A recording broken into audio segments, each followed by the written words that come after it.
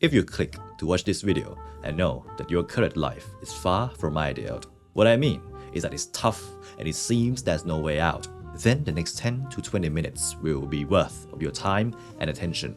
As far as I remember, my life has always gone through the period called existential crisis multiple times in the past 2 decades. Though people might associate this term with middle-aged men and women, trust me, it happens a lot more than that, especially if you're living your life on your own terms. When you deliberately choose what kind of man you'll become, what career path you're going to pursue, what kind of style, culture, and preferences you decide to cultivate, no matter how they contradict the norm and society around you. This is what has happened to many modern men, especially those aspiring to live freely in the 2020s, where everything seems fast-paced and uncertain. The cost of being so is that you feel the dissonance around you. While the masses do one thing, you do the other. While they decide to cling to comfort and casualness above all else, deep inside, you believe there's much more to life than that, which leads to the isolation of identity and, most importantly, the overwhelming and grand challenge that lies before you. I don't know precisely what has caused the chaotic mess inside your mind and life right now, but trust me, gentlemen,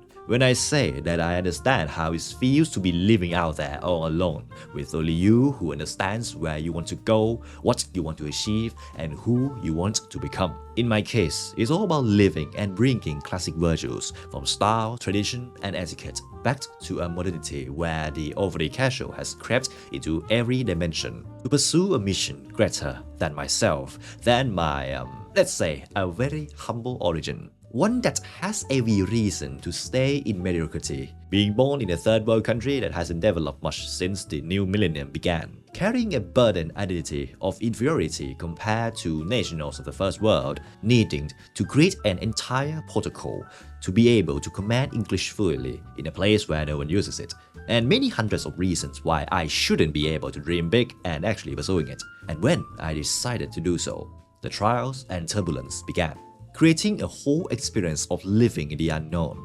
And this exact unknown is what I've been familiar with for the past few years, which I guess you too are currently facing right now. Well, my first idea that I'm going to suggest to you is that this is a sign that you have come the right way. You just have to elegantly navigate it, because every man must go through a rite of passage, a taste of might, but it depends on who is going to elegantly go through it.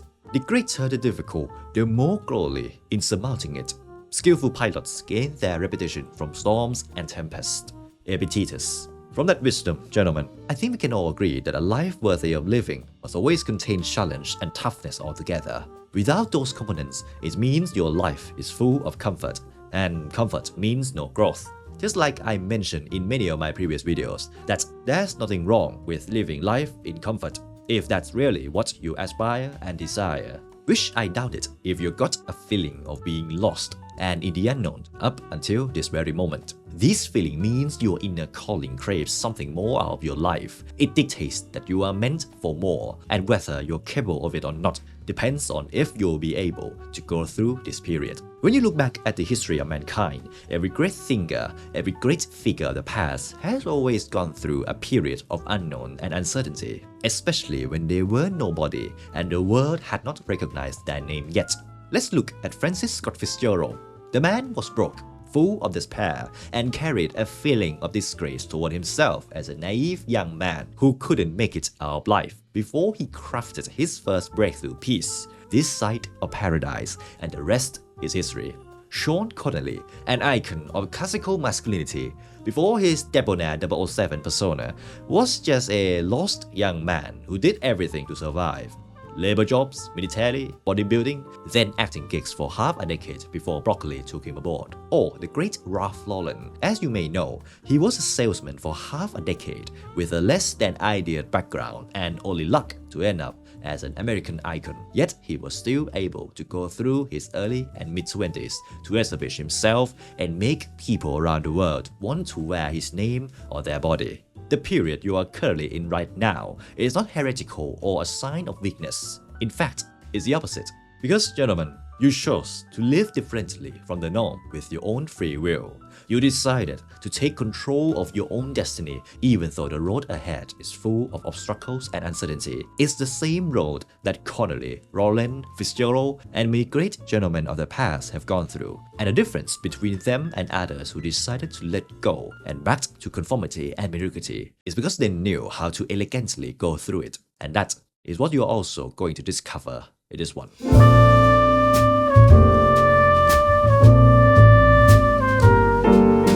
Before we're going to explore that, I do believe we should see the big picture first, the overall context that we're currently living in right now. As you know, technology has become a crucial part of our daily lives, and the inevitable consequence is that it had led us to be too addicted to instant gratification, to be more clinging to comfort than ever in the history of mankind, not just in the ruling class or people in the upper echelon like in the last millennium, but to almost every social class, from laborers to rulers.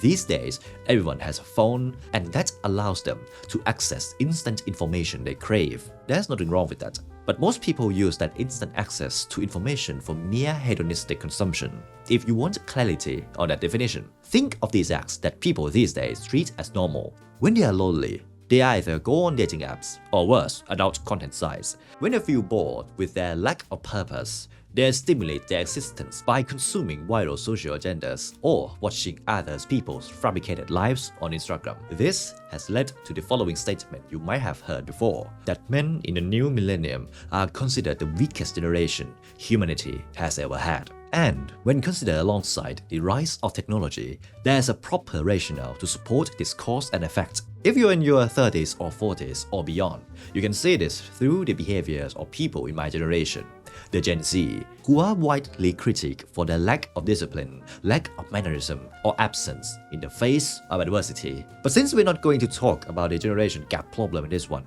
I'll leave that for now. But what I want to convey is that when modern men become addicted to comfort and instant gratification, the idea of breaking through the challenge and toughness of life becomes harder than ever for them. That's why, gentlemen, I admire you, because if you're experiencing the state of being lost and overwhelmed by the unknown ahead, it means that at least you dare to live on your own terms, not dictated by the norm. Now, the problem is that modern solutions for fixing this existential problem are probably not optimized for the artistry of living, the kind of life that live elegantly, not by closing your eyes day and night, locking yourself in a room, and rushing through the storm without knowing how to dance around it. And here's what I mean by that. Modern advice from modern male figures lean toward the idea of erasing all gratification and seeing the work, the act of going through the challenge, as the gratification and reward. While that sounds like a manly and ruthless pathway to greatness, it erases the beauty that makes life as a gentleman so aspirational in the first place. The elegant experience. They advise you to forget about rituals like dressing up, grooming yourself, because when you lock yourself in a room and sit down to do the work, you don't need to look good. Which leads to the idea of sacrificing the socialization element out of life, making one less charismatic and lacking the capabilities to connect with other human beings further. Also, the idea of doing nothing else but waking up, eating, working, sleeping, then repeating the cycle removes the cultivation of cultural intelligence that a man can develop. This means no reading literature, no introspection on art, no drinking in reflection. If I may say so, the modern solution to the lost and unknown existential crisis is to accept it and rush through it until you reach the finish line or until the storm has passed, without caring about anything you're running past. The hidden problem is that humans can't sprint and rush all the time, or at least that's not how biology has optimized us. What happened to me in the past when I clung to the idea of rushing through the storm is that I could only hyper-focus on it for a week or two. Then the fatigue hit. I would start wandering off track a bit, and after a few days, I'll end up back where I started. That loop caused me despair for years until I found a better solution, at least for myself, and likely for you if you're watching this far. Instead of rushing through the storm, all you need to do is learn how to elegantly dance around it. And there's no better example than looking through the lens of New Wave cinema in the mid-century in the 20s. È meglio la vita più miserabile, credimi, di un'esistenza protetta da una società organizzata, in cui tutto sia previsto, tutto perfetto. Life is cinema. That's my lifetime philosophy that I was and still am holding on to. When you look at these moving pictures, you see a world that has its own distinct style. And for people who contain the classic virtues, there's no doubt that one thing they all have in common is a preference in the type of films they advocate. For many modern aspiring gentlemen, they are likely favored classic 007 films, starring Connolly or Moore, Cary Grant's Hitchcock film, Gary Cooper in his American Western, or mid-century blockbusters starring Steve McQueen or Paul Newman. I am one of those who are obsessed with these films, yet one thing they all contain is the idea that they are too idealistic or far from the reality of our current lives, too perfect, too polished, and too fancy. And this is when the undercurrent wave from the continental side took over pop culture and dictated a new movement in film history, the new wave that heavily produced in France and Italy. The initial idea of New Wave cinema was to break through the norms of filmmaking, to challenge the overly polished techniques and messages from Hollywood, and create a new way of filmmaking that was groundbreaking in pacing, cinematography, tone, and messaging. And it leaned toward realism and the absurdity of life in the post-war era. The iconic piece that symbolized this idea is Breathless, a film by Jean-Luc Godard that served as the start of the New Wave era, starring Jean-Paul Belmondo and telling the story of a young burglar who challenged the norms of society and lives on his own terms among the pressures around him. Or another one by Jean-Pierre Melville, starring Alain Delon, Le Samouraï, a story of an assassin who lived by his own individual principles in a city that tried to constrain him. These two are the fracture symbols of the French New Wave, promoting the idea of uncertainty in life, the experience of living in the unknown. But what sets them apart from modern societal critic films is this: no matter how chaotic the outside world is, you can still be cool within it. You can see that through Jean-Paul Belmondo with his cool, effortless demeanor, even as his life hangs by a thread, or Alain Delon with the full presence of his every action on a cloudy day in Paris in his trench coat and fedora hat. This also applies to the Italian side, exemplified by Fellini and Mastroianni collaboration, whether in La Dolce Vita or Otto e Mezzo, a portrayal of the existential crisis of a charismatic man in a black suit, or the trilogy of Michelangelo Antonioni starring Monica Vitti, all telling you to stay sane with class no matter how empty or uncertain life may become. The New Wave cinema for me has acted as a bridge between two worlds, idealism and realism, a piece you can watch, study, and take inspiration from, turning it into a utility framework that applies to the very situation a modern gentleman is facing.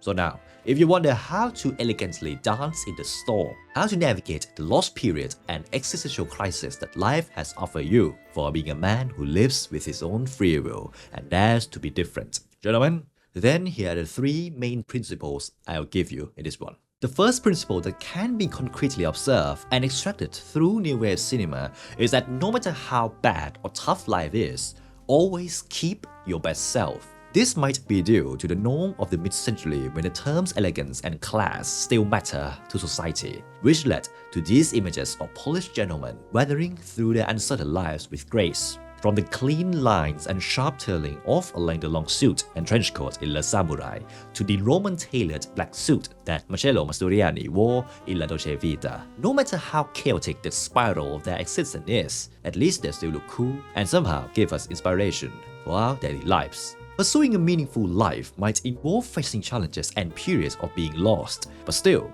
the choice to stay elegant through external appearance is always an option for a discerning modern man who desires something beyond day in and day out grind without awareness of beauty in life, even during hard times. And due to the psychological effect I've mentioned many times, in cloth cognition, the clothes you wear will give a psychological effect based on how you perceive them. My secret to approach this mechanism is to gain direct style inspiration from stylish New Wave cinema characters, ones that align with my current mood, and to channel their effortless cool energy through their style. That said, many portrayals of protagonists from New Wave cinema have left us a wisdom that modernity seems to forget.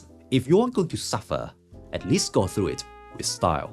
The next principle is to always work out your mental game. When people think of the term workout, an image of a man wearing athletic clothes, doing brutal cardio circuits or bench pressing 100 pounds usually comes to mind. They perceive working out as something exclusive to physical training, but leave the internal game cluttered.